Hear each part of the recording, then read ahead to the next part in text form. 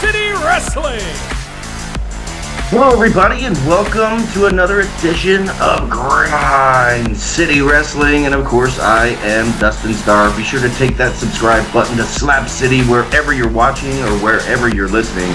Also, you can check us out on social media at Grind City Media, or just head over to the archives. That's grindcitymedia.com/podcast. Oh, yeah. Anyway, we got a big day scheduled for you here today on the podcast. Last week, we talked about all the big returns in the WWE, including Randy Orton, CM Punk, and of course, the biggest one of them all, R-Truth, is back in WWE. And this week, we've got the band back together to talk all about it. The dust has settled, the smoke has cleared. Now we can give you our hot takes on what's really going on in the world of professional wrestling. But first, introducing my co-host, my tag team partner, the third man in the trio.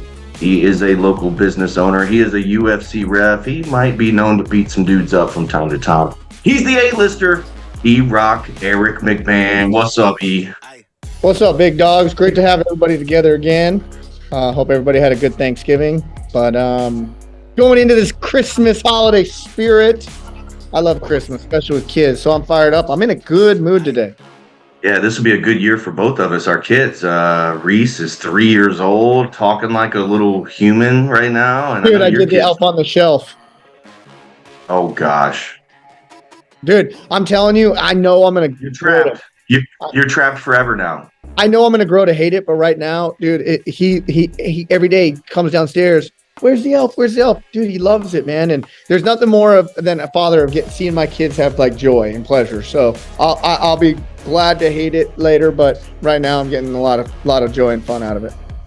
Be sure to follow Eric on Twitter at @E_MacLife. And I see him giggling over there just laughing at us. He's giggling on the other screen. So let's go ahead and bring him in. He is one of the best follows on all of social media. If you don't believe me, just go and check it out for yourself. Ladies and gentlemen, it's Devin Walker. Yeah, y'all are funny as hell, bro. But yeah, we're here, bro. We're back. We got some shit to talk. Well, we don't have a lot to talk about, but we got some stuff I want to bring up. So let's talk. Let's talk about how over CM Punk is, the Devin Walker baby. You were not here last week, Devin. You were a little bit under the weather, but you are back. So there's not just a little bit to talk about. There's a whole lot to talk about. I got to take my jacket off to hear Devin as you blaze those middle fingers all across Grind City Wrestling. But we're going to talk all about it. But first, you can follow Devin on Twitter at Devin_Walker. Two. All right. First and foremost, what's new? Anything new since last week time we talked, other than the Memphis Grizzlies picking up those dubs, which I love? Yeah, the Grizzlies won a couple games. I mean, we've had WWE tell Jey Uso he can't wear Yeet shirts anymore, which is lame. Big story. Yeet. Yeah, that shit's hilarious, bro. Oh, dude, trademark, dude. You get sued, Dustin. Yeah, well, you're not telling me anything I don't know. Who trademarked that shit? That's the question. I have no idea. Apparently it was trademarked previously, and I would think the WWE, with the strong power that they have, that they could purchase that trademark away, or at least have some sort of merchandising or some sort of rights to it. But no, man, they blurred it out on WWE TV. I mean, it is a no-go. Yeet is done. It was super over, which is lame. I have something to bring up with y'all though, which is about this like recent run that they're having. Somebody came back, not CM Punk, not R-Truth, but Orton came back, right? And I've seen them kind of try to roll out some Orton t-shirts, and it triggers something in me. A guy who buys a lot of wrestling t-shirts. For somebody to be as big of a star as Orton, bro, his t-shirts are ass, bro. He got some ass t-shirts. Like, he hasn't had a good t-shirt in his run in WWE at all. I went back, bro. Well, now hold on. The Evolution shirt was decent, but that was a faction shirt. There was a time where WWE released these Affliction shirts where they had the print all over the shirt. Yeah, and actually, Randy Orton's was the most popular because it reminded people of the Affliction. And you could see all the skulls and all that kind of stuff. So back when those T-shirts were first released and Affliction was just hot as ever with all the MMA nerds like Eric, Dude, I never once owned an Affliction or a Tap Out shirt. So, But then Orton's shirt was super popular then. But of course, Devin, the merch man here, is saying no go. Bro, I'm like, look, I was going through them. I was like, because the one they made now is like the Strike First RKO shirt or like the Daddy's Back shirt. I'm like, bro, like the Daddy's Back shirt may be the best one he's had in his run. Yes. Well, and and that was, you know, in those organic. Sounds awfully familiar, right, Devin? Daddy. Tim Grind, Memphis Wrestling, the whole daddy thing. Are you taking credit for this? I'm taking credit. I'm just saying it's awfully convenient that it's translating over to WWE. I'm looking them on Shop WWE right now. That shit's terrible, huh? No, there is one cool one. And it's where the Viper Apex Predator. And it's just like in that's all it says. Put it up. Hold it up. That shit's ass. I dig all that. Right, we can talk about merch all day, but instead, no, the black and white one. Here, hold on. He's trying to find another one. Yeah, that's just that one. That's just he's trying to sell you on some Orton merch for Christmas. This segment's brought to you by WWEshop.com. $29.99 or 4 easy payments of $7.50. All right, check it out. Coming up on the podcast, Memphis Wrestling killed it in Brighton last week for our final fundraiser of the year. It was absolutely awesome, raised a ton of money. We can talk about that. We've got our annual Grind City Rumble. Over 30 competitors are going to enter the ring this weekend at Memphis Wrestling. Get your tickets because ringside are sold out. This is going to be jam-packed, awesome for the final time of the year. Another Orton shirt there. Get your tickets at Memphis Wrestling. That is pretty lame.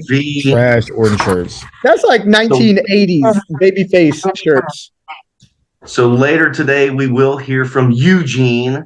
We're going to hear from Warhorse and also the Boogie Woogie Man, handsome Jimmy Guy, and they'll stop by real quick. But first, we got to talk about the best wrestling that we watched all week. What is this? Is he wearing leather pants today? I'm doing my Boogie Woogie Man dance. Devin with his hot pants on, doing some Boogie Woogie, baby. Mercy, daddy. Shout out Boogie Woogie Man. No, hold on a second. We can't let this slide. Where are these pants? Oh, they're leather pants, bro. It's called swag, you know? Am I going to see these at the Hustle game later tonight? I am not going to the Hustle. I have to spend quality time with my girlfriend. You know how this goes. You get all first, you got to spend quality time with us. No, with my girlfriend, I have to spend quality time because you know how it goes. Well, you have a game every day. So Thursday I was in Phoenix, Friday I was in Phoenix, Saturday I was in Dallas. Well, no, Thursday I was in Dallas, Friday I was in Dallas, Saturday I was in Phoenix, Sunday I was in Phoenix. Came home Monday for a work day. Tuesday flew to Detroit. Yesterday I was in Detroit. We're back home today. Y'all know how it goes. You know what they call that at my household and in the wrestling world? They call that house heat.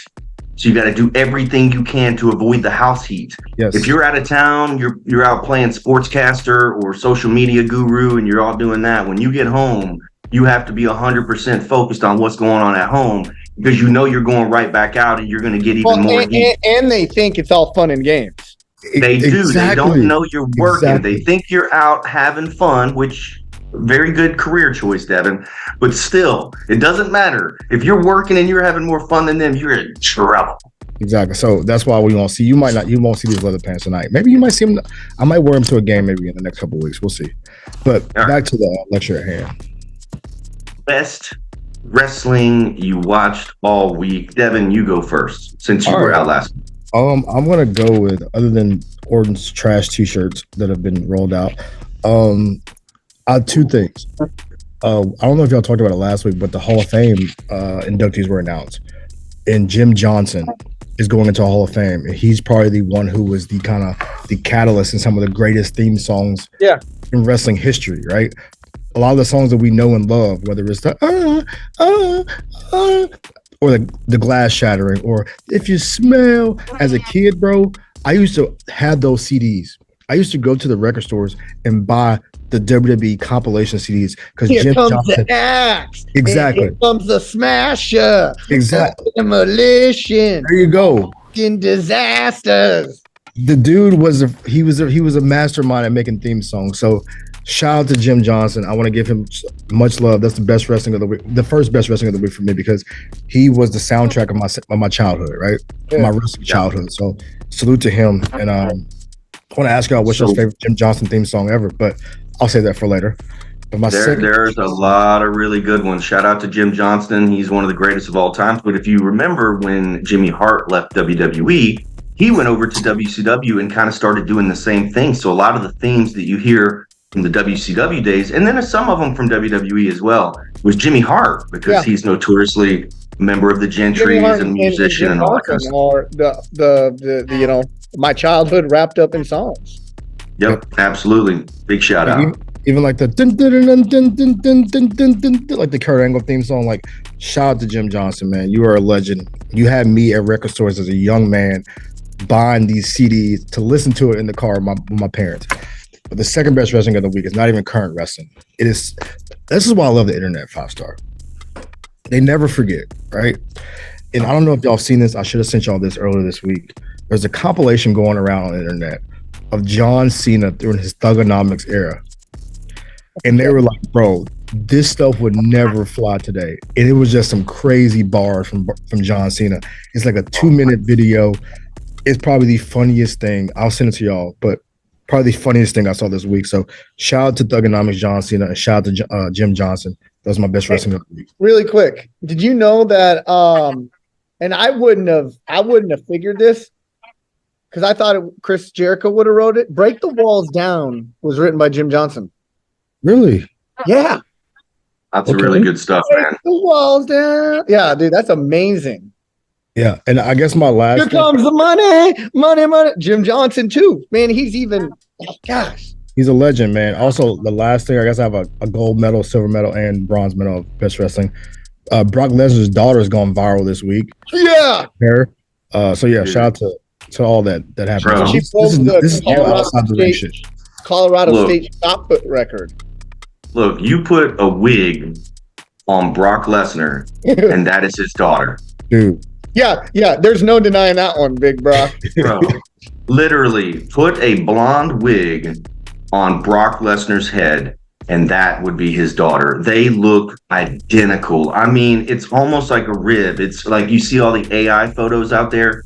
It literally is like an AI joke photo that this girl, his daughter, literally looks identical to Brock Lesnar. It's almost scary.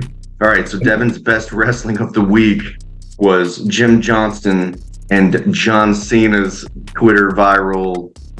Now, I'm going to tell you, like, those were pretty wild lines. Oh, dude, they were out of pocket. They were even for WWE Attitude Era.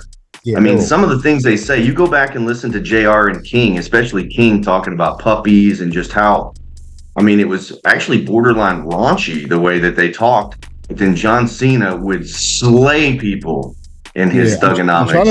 I'm trying to find the video real quick so I can like play at least some of these lines for you. So go ahead and give yours, Ian. By the time you do yours, I'll be here and find the video. E-Rock, best wrestling you watched all week, brother. Man, the Creed brothers are over with me. Right? Very good. On Monday night, I don't know how many belly to belly hip ups he did in a row. It had to have been over 10. And I'm like, take out the athleticism there, just the stamina that you have to to do that. That is insane. Yeah. Creed brothers are really, really good. Creed brothers are a team that we look at with Tim Bosby. Very similar. College, amateur wrestling backgrounds. They all have very similar body styles, 6'3", 6'4". It's kind of like, dude, you could be there. That's where you belong right there. The Creed brothers are not like a jacked tag team, very young looking tag team, and they almost feel like they're college folks that are doing it. But when we're watching the Creed brothers, I'm definitely thinking in my mind, man, Tim Bosby could be right there with them. It's real Alpha Academy too, like Academy a little bit, right? It's very Alpha Academy. I'm actually surprised that they're both on the same television program because they're so very similar. It's almost like you can put them all together and have a 4-man team. Right, but with I'm the telling girl. you specific spots though, right? Look and everything. Yeah, you're right. But that specific spot where it was Rey Mysterio, I forgot who Dominic Mysterio's partner was, but it was belly to belly, kip up, belly to belly, kip up. I mean, it probably went for 2 minutes. Yeah, That's people hard to don't do. realize how hard that shit is to do, bro. A kip up is Man. not something to do. No, and he's try to do it all the time. That shit hurt. And here's what made it awesome: he wasn't using his hands. Nah. He was only rolling back and kipping up, and he did it. Had to have done it 10 times. Can you do a kip up 5-star? Yeah, of course. That's cap. Bro, are you kidding Kip me? up right now. Kip up right now. Well, I'm 41 at this point. I haven't kipped up in probably 2 years, but I'm sure I could still do it, and I could definitely do it back in the day. All right, so Eric's best here's the Johnson wrestling. line, by the way. Here you go. I got one for you. What are we watching? And hope there's no dressing. Your breasts and thighs. When I get her alone, spoon feed her white meat and hope she chokes on a bone. That would leave me and Hiroko in the right place. Choking on a bone?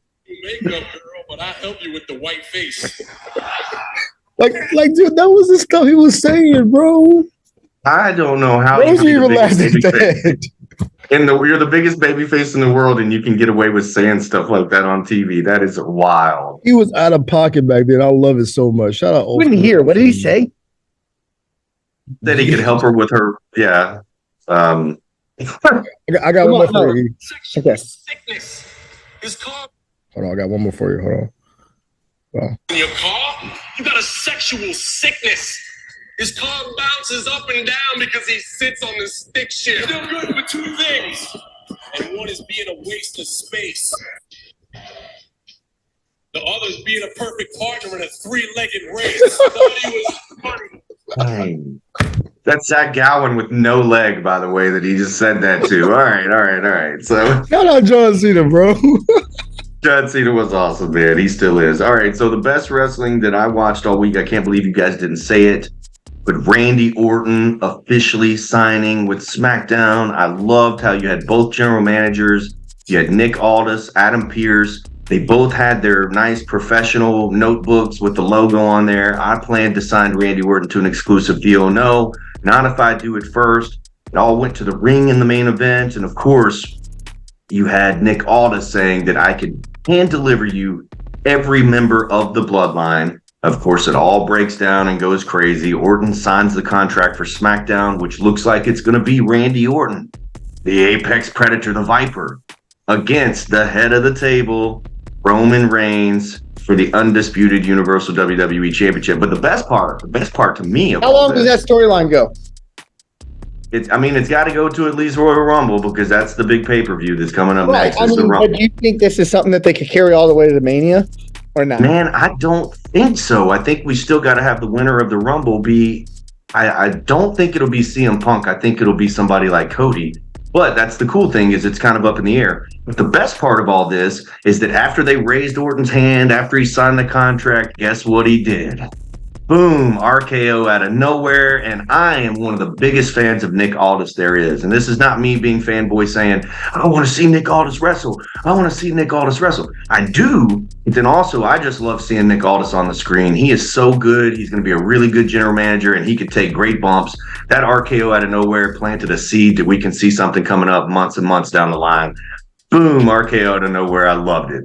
I love how Orton did the oh, wait, I didn't know what I was doing kind of thing. He did like the voices in my head told me to do it. And he was like, oh wait, what did I do?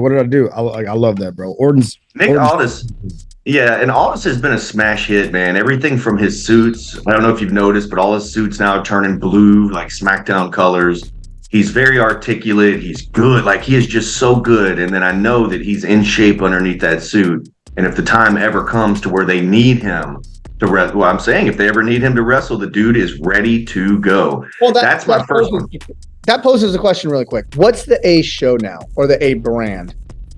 Well, what, Devin? I want to say Raw, bro, because I feel like SmackDown is just, But SmackDown's on network. I think they want it to be Raw, but SmackDown is on network, and then also they're getting over 2 million viewers live every single Friday, over 2.2, 2.4, whatever. Raw has dipped down to about 1.5 or so, something like that. Yeah, but so I think they SmackDown's want in Raw to be. every household. I bet you per capita than Raw is still drawing better per capita. But It's all about that network.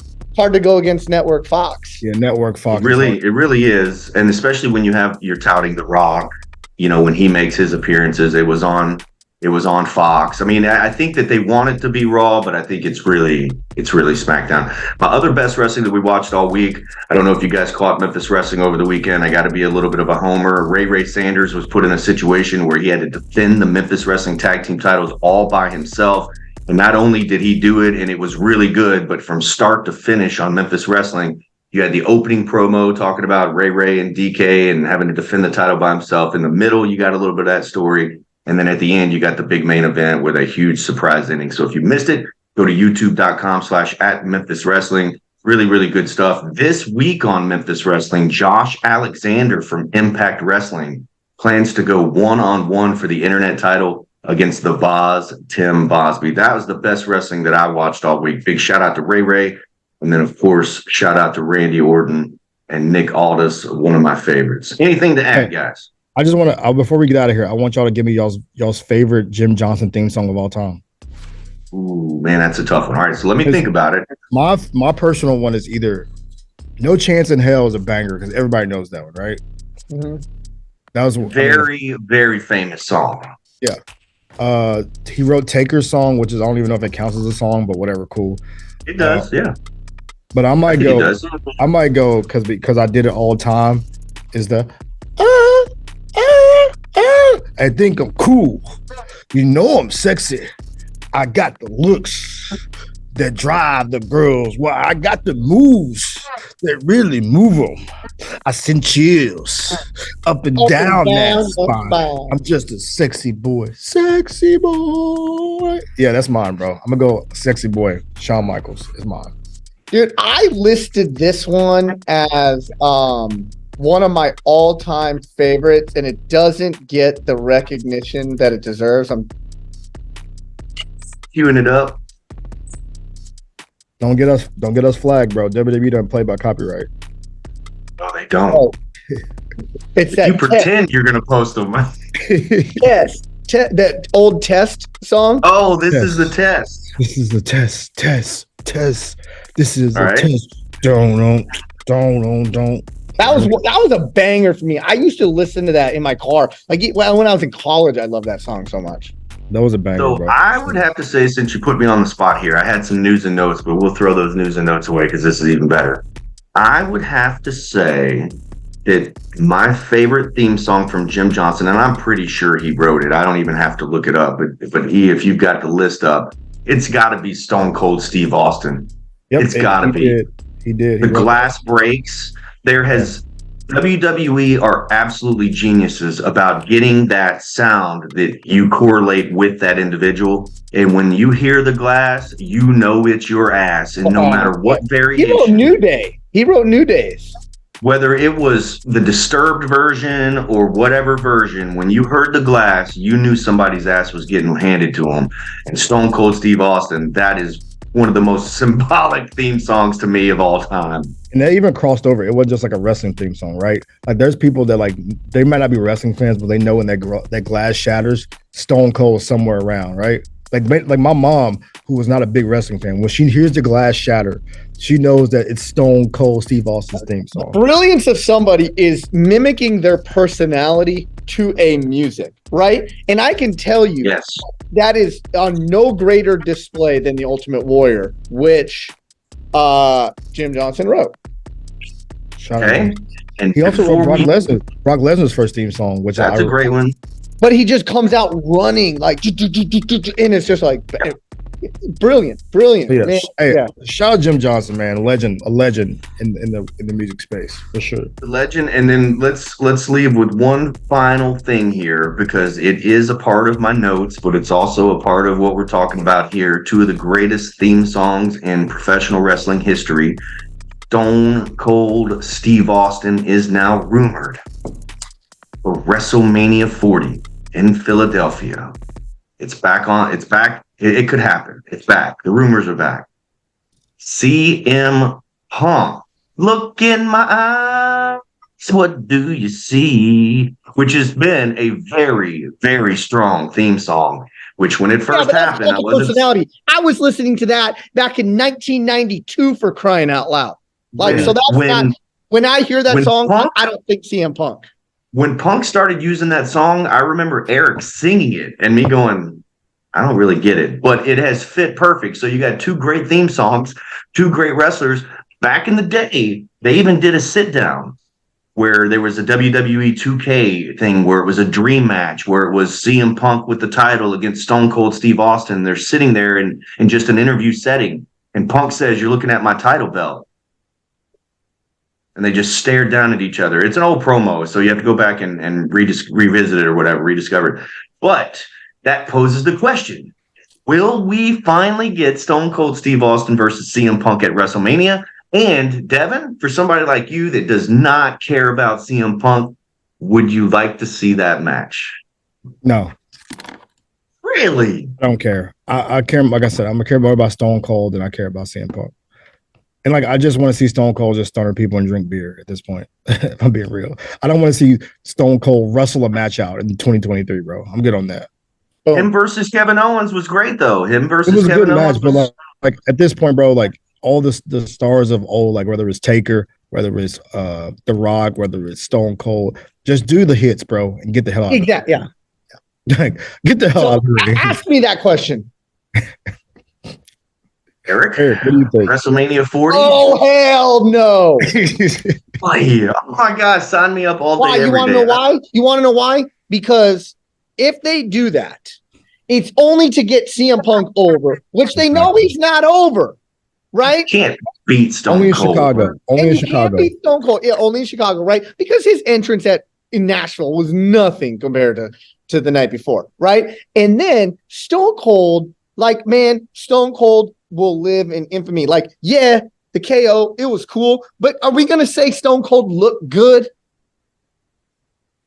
I thought he looked pretty damn good. But he didn't look bad. But play the hits, man. Play the freaking hits. You could tell he was having a hard time walking down that ramp. You could tell all that. Stone Cold is here. No matter where, how good CM Punk was or will get to, which he won't get any higher. He's not getting. There's such a freaking gap between them.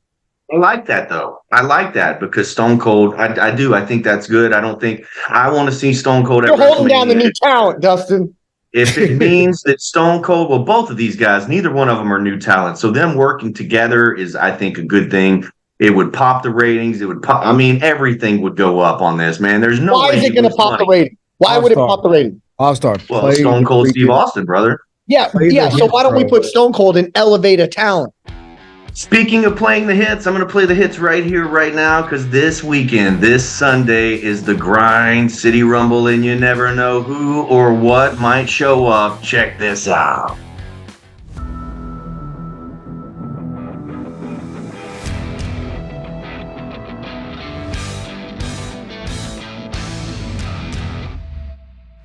Look at that!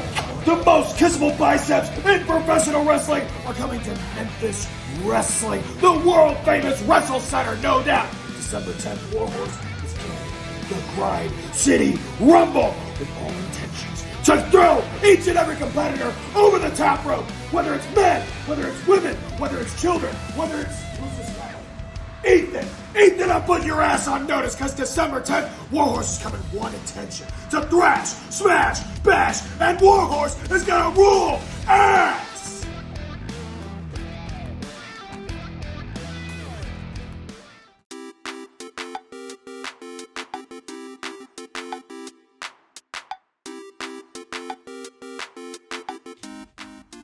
Rolling into Memphis, GTA, to all my friends that Eugene's on his way. Hello, my name is Eugene, and I fulfilled my dream of becoming a WWE superstar. I was on Monday Night Raw, I was on SmackDown, I even had my WrestleMania moment right in the middle of that very ring with Hulk Hogan. You know, the best part of being a WWE superstar is you get your own action figure. You know the best part of having your own action figure? You get to play with yourself in public. I'm here to tell you that Eugene is all fired up. You know why? Because this Sunday, Eugene's coming back to Memphis. I'm going to be at the Grind City Rumble for Memphis Wrestling right there inside of the Wrestle Center. And you know what else? Handsome Jimmy Valiant's going to be there. Handsome Jimmy Valiant is one of my favorites. I even cut my mustache like Handsome Jimmy used to have. This Sunday night, Handsome and I are going to be doing Boogie Woogie. Handsome Jimmy got 7 old ladies, baby. And we're coming to Memphis.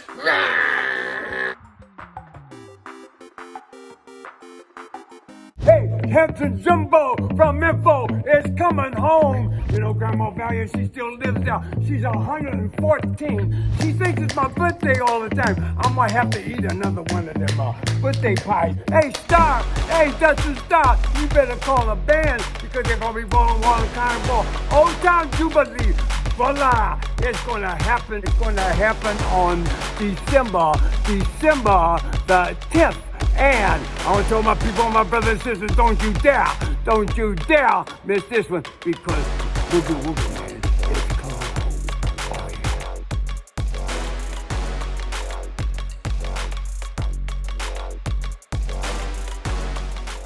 Welcome back to Grind City Wrestling. Who's going to win the Grind City Rumble, guys? Is it going to be Eugene?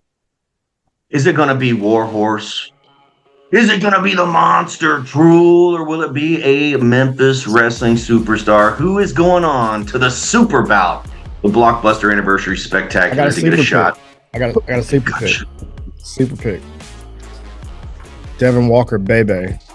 You got to enter first, brother. Never know, man. I might run out there, man. Pete Pranica will be doing commentary this weekend. It is going to be off the hook. This is for you historians out there. Who did the A-lister E-Rock Eric McMahon manage in the first ever Grind City Rumble?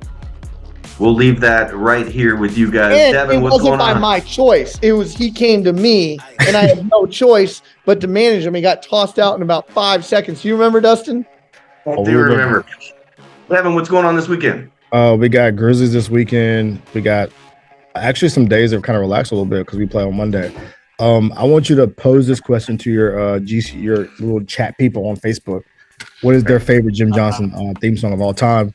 Go and get that up on social media because I want to know what people's choices are because he's written so many damn good songs. But no, man, Grizzlies on Friday, weekend to kind of chill a little bit, get back to it on Monday.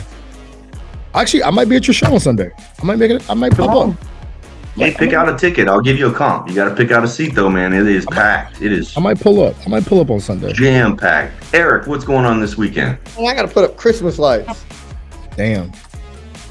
Wait, Yeah. Griswold? Dude, you unfestive fool! Are you Clark Griswold now, or what? Oh, I just got to put up Christmas lights on my house. I got kids. You don't have Christmas lights? You're not putting Christmas lights up? Well, hey, so maybe Grind City Media could get a camera crew out there so we can record this. This sounds like it's going to be F-bombs all the way around. My wife yelling at me, calling me an idiot. We don't need that. Those things never, if you do them in tandem, they never go. That's a test of a marriage. That's why I let her do it herself. Put up decorations together. Too funny. We got all sorts of stuff coming up on Memphis Wrestling. Also this weekend, Memphis Grizzlies on Friday. Big birthday party at the Wrestle Center on Saturday. And then, of course, handsome Jimmy Valiant will be in town at the Wrestle Center on Sunday. There's Devin's Boogie Woogie dance. Boogie Woogie Man loves you, Devin. I love you, baby. That's what he would say if he was here right now. But I am Dustin Starr. Hey, wait. By the way, for all those people that try to say I'm too young to know what the hell's going on, somebody that young will not know about the Boogie Woogie dance. So, y'all. That is true. I'm glad you bleeped yourself. He's Devin Walker, baby, for E-Rock, Eric McMahon, and Dustin Starr. Saying, so long, everybody. You coming out for real? Okay, that's a yes. I'll take that as a yes.